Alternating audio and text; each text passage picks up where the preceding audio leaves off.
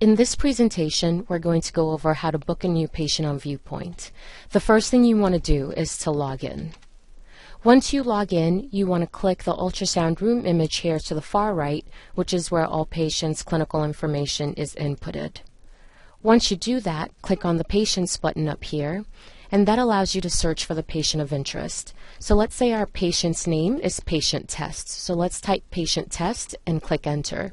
As you can see, there's no patient found matching those details. Now, on the other hand, if our patient was Amanda Test, you would see that there is an Amanda Test in our system who has 2 cases, but we have a new patient by the name of Patient Test.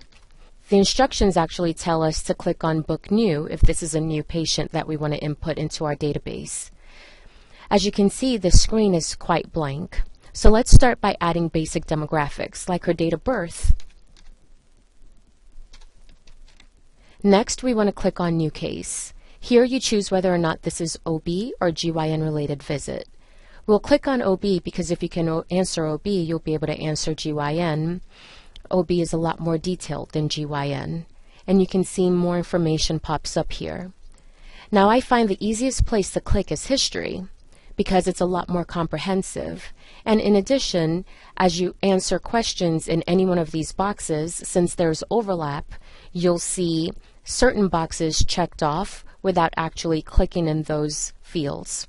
Most important boxes to fill out for pregnancy case for this purpose is pregnancy, obstetric, medical history, as well as medication.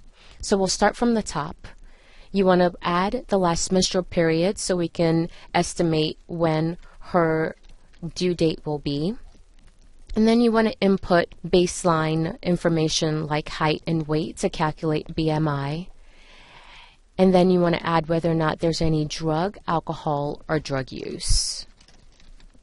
Here you can input whether or not she has any allergies, so no non-drug allergies. And you can click medication to input her medications. And in the drop-down list are the most common medications that our patients are on. So you can choose iron, folic acid, prenatal vitamins, 1 daily, 4 milligrams daily, iron 325 milligrams twice daily. Now, to get out of each box, you want to double click on it. So double click and double click to get back to your home page. Now, as you can see, the medication box is checked off like I mentioned before, and that's because we answered it in pregnancy history. Next, let's go to obstetrical history, and we'll only answer this box because the rest of the information is going to be in your history on the patient. Now, because the way the software is, because we haven't inputted any information, it assumes that this is the first pregnancy. So if you put in pregnancy-related information, it'll automatically update your gravidity and parity. And double click to get out of that.